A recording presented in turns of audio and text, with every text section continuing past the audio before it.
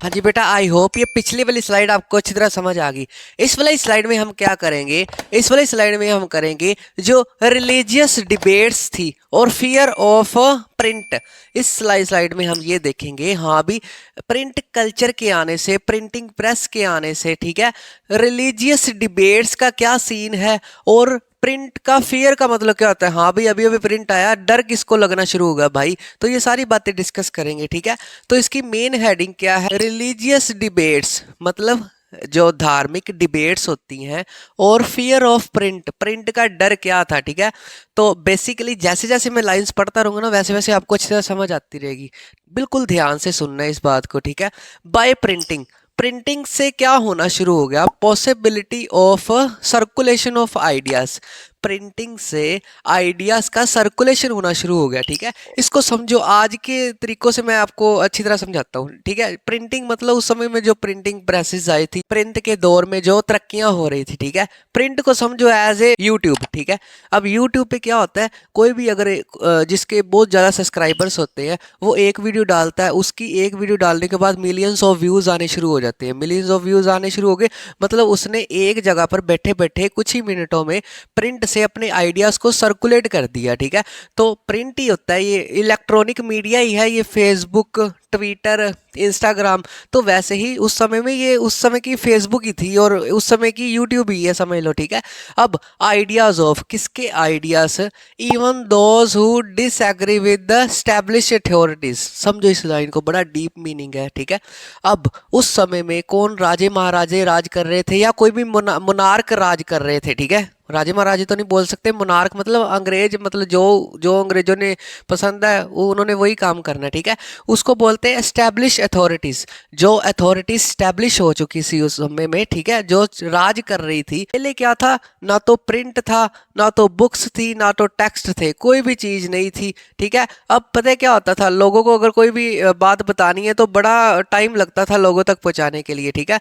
तो जिसका फायदा कौन उठाती थी, स्टैब्लिश अथॉरिटीज। बताऊं आगे आएंगी कौन कौन सी स्टैब्लिश अथॉरिटीज थी।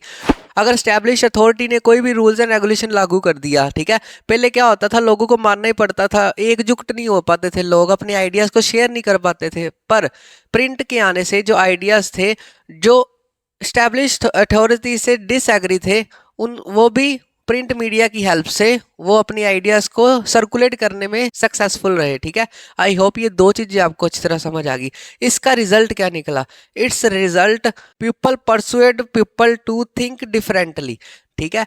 तो लोगों ने ही ये प्रिंट मीडिया की हेल्प से, मतलब बुक्स लिख के, अपनी टेक्स्ट बुक्स लिख के, अपने आइडियाज़ को लिख के पीपल को क्या किया, डिफरेंटली सोचने में मजबूर कर दिया, ठीक है। अगर फॉर एग्जांपल मैं उस समय की बात करूं, मैं उस समय में था, ठीक है, ना तो फेसबुक थी ना तो ट्विटर था।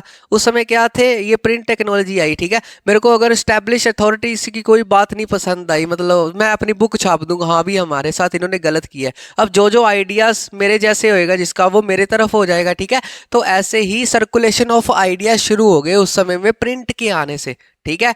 Also with print introduce a new world of debates and discussion. जो प्रिंट ने एक नए वर्ल्ड का निर्माण किया, जिसमें बहुत सारी डिबेट्स होने लग गई, जिसमें बहुत सारी डिस्कशन होनी शुरू हो गई। अब फॉर एग्जांपल अगर कोई भी नई चीज़ आती है, आजकल हमारा मीडिया उसके ऊपर डिबेट करना शुरू कर देता है ना। फॉर एग्जांपल जैसे कोरोना ही आया था, तो अलग अलग न्यूज़ चैनल्स में वहाँ पर डिबेट शुरू होगी, हाँ भी कैसे आया, कौन लेके आया इंडिया में, वो सारी बातें, ठीक है। तो डिस्कशन और डिबेट्स को इंट्रोड्यूस किया प्रिंट के आने से, ठीक है। आई होप यहाँ तक आपको स्टोरी अच्छी तरह समझ आ गई, ठीक है।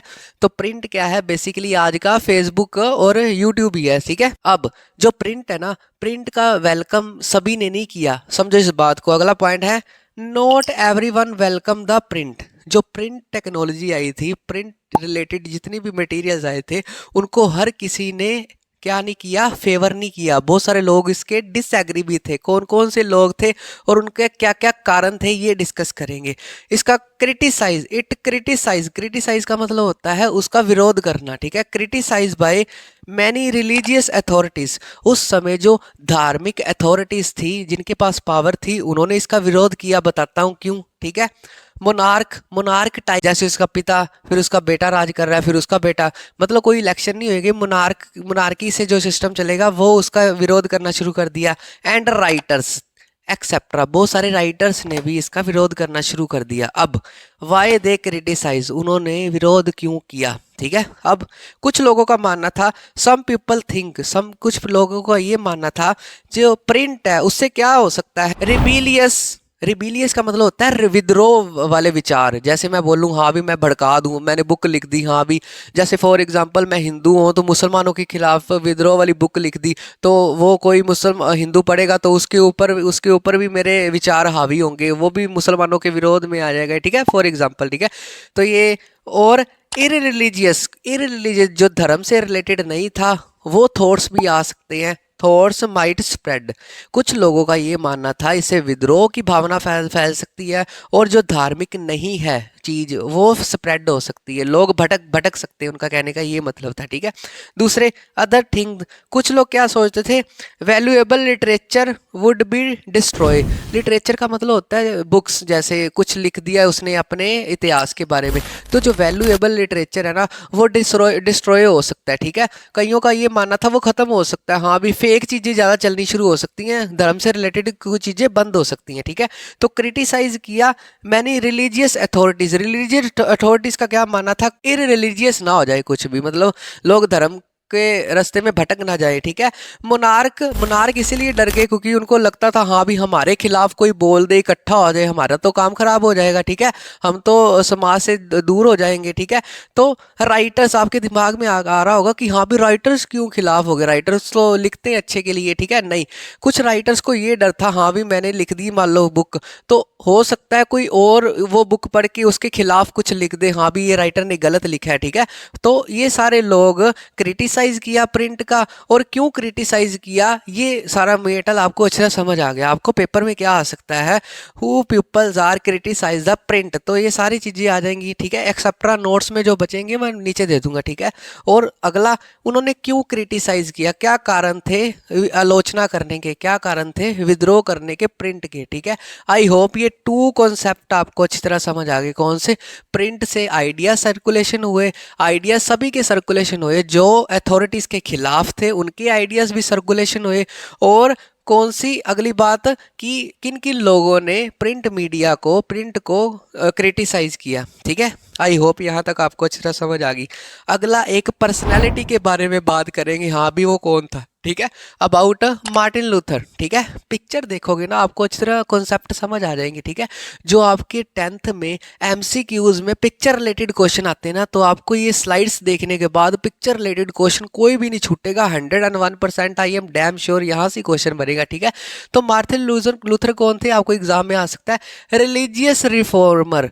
रिलीजियस रिफॉर्मर दो वर्ड से बना है, रिलीजियस मतलब धार्मिक, रिफॉर्मर मतलब सुधार करने वाला, धर्म से रिलेटेड सुधार करने वाला। क्या किया, ही रोट ए बुक, उसने एक बुक लिखी, 95 थीसिस। 95 थीसिस बुक का नाम है, साथ साथ पिक्चर देखो समझ आ जाएगा।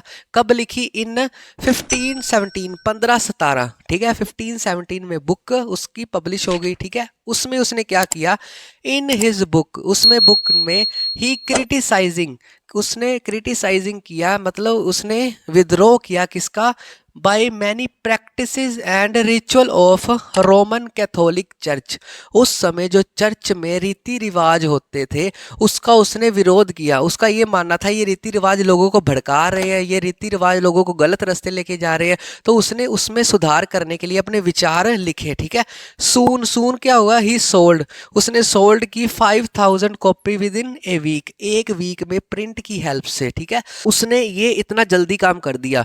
अब फॉर एग्जाम्पल अगर मैं YouTube पे वीडियो डालता हूँ, ठीक है, आज के समय की अगर बात करें तो प्रिंट ये आज YouTube ही है, एक समय में वीडियो डाली तो लाखों करोड़ों व्यूज हो जाएंगे, तो एक सेकंड में ही, एक मिनट में भी इतने व्यूज आ गए।